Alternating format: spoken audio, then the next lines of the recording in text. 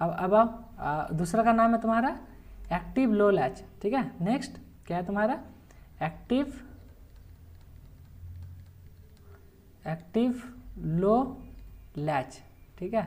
तो active low latch क्या होता है तुम्हारा, जो होगा यहाँ पे वही बात, जो होगा लो मतलब जीरो के, जो होगा जीरो के अकॉर्डिंग होगा, ठीक है। जो होगा जीरो के अकॉर्डिंग होगा, ठीक है। ये मेरा हैंडराइटिंग में मत जाओ, सब अपने अपने हिसाब से लिख लो। एक्टिव लो लैच मतलब जो होगा जीरो के अकॉर्डिंग में होगा। अब वो क्या होता है नैंड, जब तुम नैंड गेट यूज़ करोगे क्रॉस कपल्ड में तो उसमें क्या होगा जीरो के हिसाब से काम करेगा, वो एक्टिव लो होता है। अब देखो लैच बनाने के जब भी बारी आए तो तुम क्या करो सिंपली, अब नैंड लैच है तो दो नैंड गेट बना लो। ये क्या होता है नैंड गेट हो गया, बताओ ये भी तुम्हारा नैंड गेट हो गया। अब देखो हम स्टोरेज और रिटेंशन अब नहीं दिखाएंगे कैसे स्टोर होता है, हम डायरेक्ट ट्रूथ टेबल बनाएंगे, ठीक है। अब देखो इसका आउटपुट बनाते हैं। सबसे पहले क्या करो, एक आउटपुट बनाओ एक इनपुट बनाओ, इतना तो कर ही लोगे, आंख बंद करके कर लोगे ना, एक इनपुट आउटपुट कर लोगे, बोलो। अब लैच का डेफिनेशन होता है क्रॉस कपल्ड, तो एक काम करो इसको क्रॉस करा दो, इसका इनपुट दूसरे का आउटपुट से ले लो, ठीक है, और इसका दूसरा इनपुट और एक का आउटपुट से ले लो। देखो ये हो गया क्रॉस कपल्ड, बताओ हुआ क्रॉस कपल्ड। तो ये क्या है तुम्हारा क्यू, ये तुम्हारा क्या है क्यू बार, ठीक है। अब यहाँ पे एक चीज़ का तुमको ध्यान रखना है कि इसका नेमिंग चेंज हो जाएगा, जब भी तुमको नैंड गेट दिखे, ठीक है, तो वहाँ पे नैंड गेट के सामने ऊपर वाला को माने क्यू के सामने तुम किसको लेके जाना एस को, और क्यू बार के सामने लेके जाना आर को। अभी तक उल्टा था, अभी तक यहाँ इस केस में देखो क्यू के सामने था आर, कब जब तुम्हारा नॉर गेट था या फिर बोलो एक्टिव हाई लैच था, जब एक्टिव लो लैच होगा या फिर नैंड गेट होगा तो क्यू के सामने एस आ जाएगा, ठीक है। बस इतना से याद रखना है, बाकी तो सिंपल है, ठीक। अब सेम इसमें भी देख लो, अब ये जो है काम कैसे करता है, ये एक ट्रूथ टेबल इसका यहीं पे बनाते हैं, देखो यहीं पे अगर ट्रूथ टेबल बनाते हैं इसका तो सिंपल है, देखो देखो ट्रूथ टेबल बनाते हैं इसका,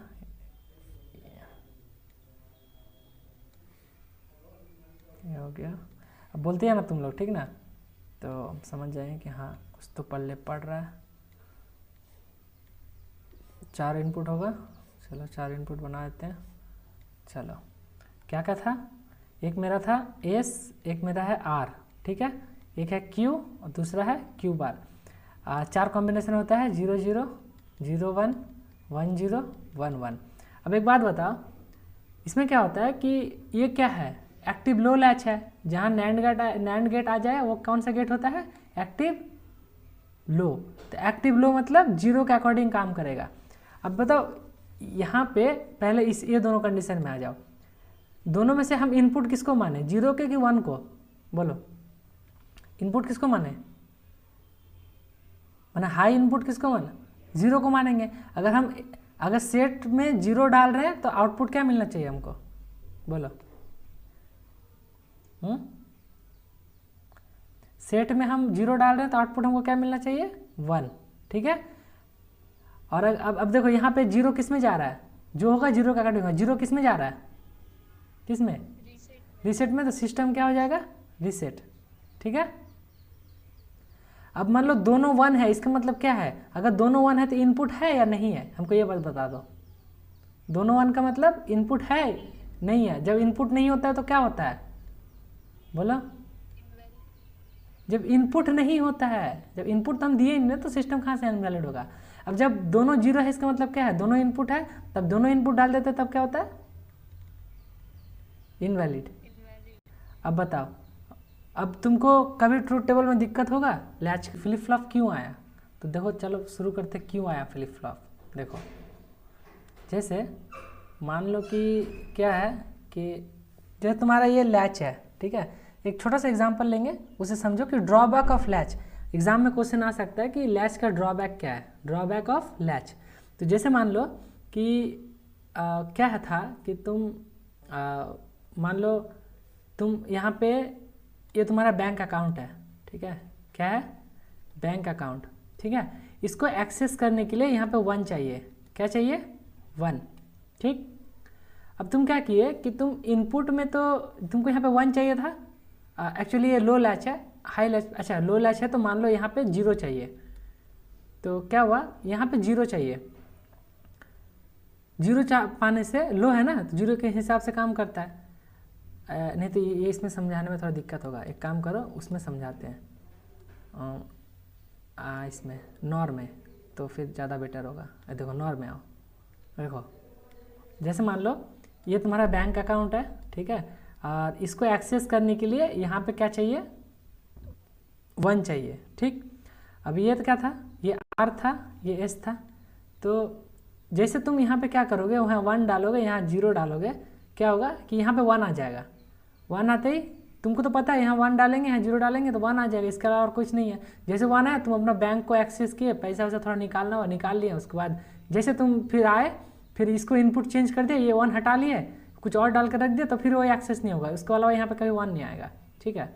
अब क्या होता है कि मान लो कि तुम अपना एक सिस्टम को से 0 डाल के रखे हो, उस केस में मान लो यहाँ पे कुछ भी इनपुट नहीं आ रहा था, जो प्रीवियस कुछ स्टेटमेंट था वो होल्ड था, लेकिन नॉइज़ सुना ना, नॉइज़, जब एयर में बहुत सारा नॉइज़ होता है, बहुत सारा सिग्नल होता है, तो क्या होता है, मान लो यहाँ पे कोई एक नॉइज़ आ गया, ठीक है, तुम यहाँ पे मान लो ये इसको बंद करना होगा, इसको बंद करने के लिए तुम पहले क्या किए, यहाँ 1 डाले, यहाँ 0 डाले, इसको एक्सेस कर लिए। अब इसको ऑफ भी करना होगा ना, तुम क्या किए, दोबारा यहाँ पे 0 डाल के, यहाँ 1 डाल के इसका एक्सेस बंद कर दिए, ठीक है, ये तुम करके चले गए।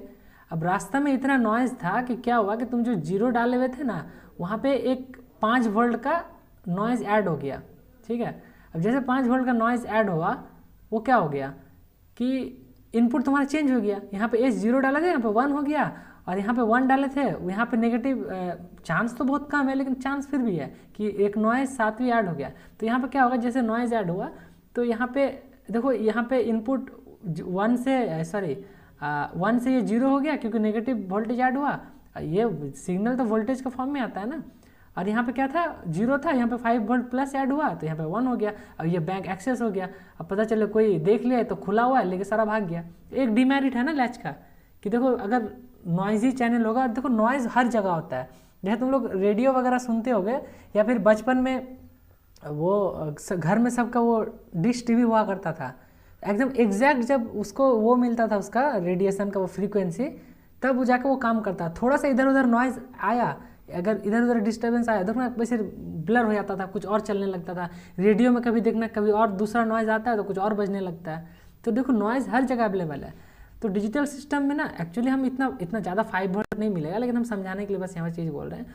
तो लैच में क्या प्रॉब्लम हुआ कि रास्ते में कुछ मिलते ही अपना इनपुट चेंज कर ले रहा है, तो इसको दूर कैसे करें।